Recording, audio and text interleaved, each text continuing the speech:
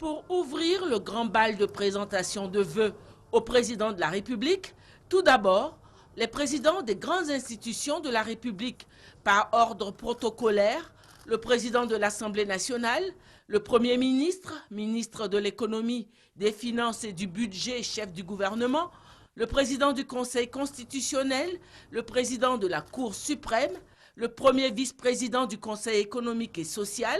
la grande chancelière de l'Ordre national, le médiateur de la République, le président de la Commission électorale indépendante, le président de la Commission nationale pour la réconciliation et l'indemnisation des victimes, le président de la Haute Autorité pour la bonne gouvernance, l'inspecteur général d'État.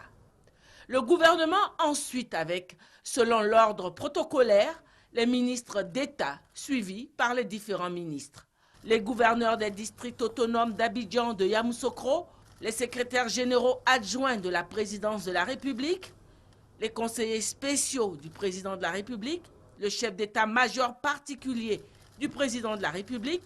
les principaux directeurs de la présidence. La queue était longue, mais avec respect et attachement, ils sont venus présenter leurs vœux au président de la République.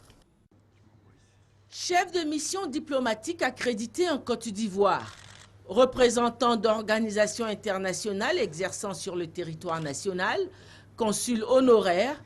leur porte-parole, Monseigneur Joseph Spiteri, doyen du corps diplomatique accrédité en Côte d'Ivoire, a adressé au président de la République, Alassane Ouattara, les félicitations de la communauté internationale dont ils sont les représentants pour les nombreuses réalisations au cours de son premier mandat et sa brillante réélection à l'issue d'un scrutin sans tâche. Monseigneur Spiteri a émis le vœu que le nouveau mandat présidentiel soit aussi fructueux que le premier. Il a adressé des félicitations au président de la République pour les importantes décisions qu'il vient de prendre pour favoriser la réconciliation nationale. Monsieur le Président, nous voudrions nous réjouir avec vous pour des actes que vous avez posés en vue de la réconciliation nationale, tels que la reprise du dialogue politique, l'accélération des procédures judiciaires, le dégel des avoirs, la constitution de la CONARIV qui est en pleine activité et la reprise du rapatriement volontaire des réfugiés ivoiriens du Libéria, sans oublier la mise en place du processus de règlement de problèmes fonciers. Avec votre décision de remise totale et partielle de peine à 3100 prisonniers, vous avez choisi, Excellence, la miséricorde. Nous sommes convaincus, Excellence, que la Côte d'Ivoire est appelée à partager son expérience de bonne gouvernance économique et sociopolitique au niveau de la coopération sud-sud, particulièrement dans la sous-région. Que l'année 2016, que vous avez placée sous le signe de la paix, soit l'année de la profonde réconciliation entre tous ceux qui habitent cette terre bénie. Monsieur le Président,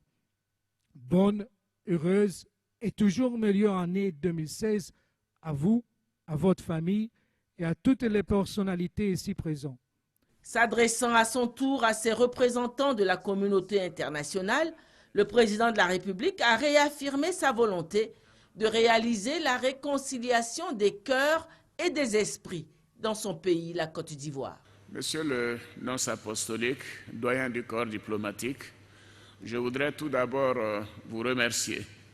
pour les mots si aimables que vous avez bien voulu m'exprimer, ainsi qu'à l'endroit du gouvernement, des institutions de la Côte d'Ivoire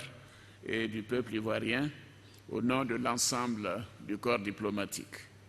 À mon tour, j'ai le plaisir d'exprimer à votre endroit, Monsieur le nonce apostolique, doyen du corps diplomatique, à Mesdames et Messieurs les chefs de mission diplomatiques et des organisations internationales accréditées dans notre pays,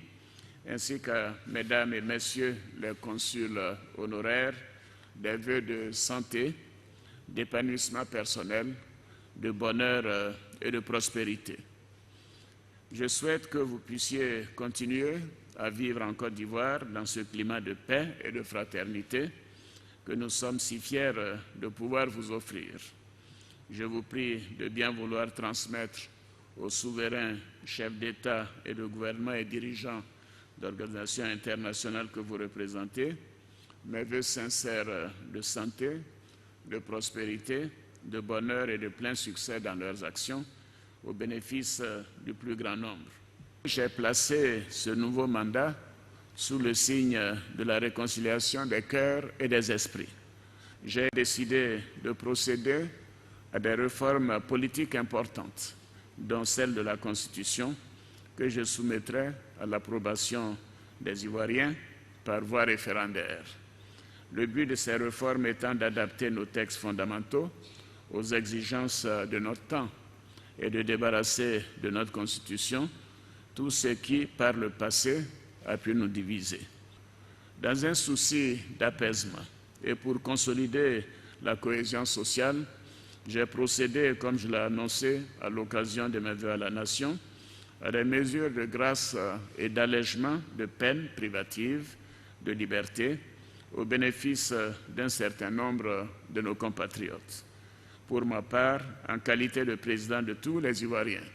je ne ménagerai aucun effort pour que la réconciliation ne soit pas un vain mot. 2016 a encore dit le président de la République verra la poursuite de l'offensive diplomatique pour le repositionnement toujours de la Côte d'Ivoire, tant au plan régional qu'au plan international. Un autre objectif à atteindre au cours de cette année, a fait savoir le président de la République, sera la levée totale de l'embargo sur les armes et sur le diamant, imposé à la Côte d'Ivoire par les Nations Unies, respectivement depuis 2004 et 2005.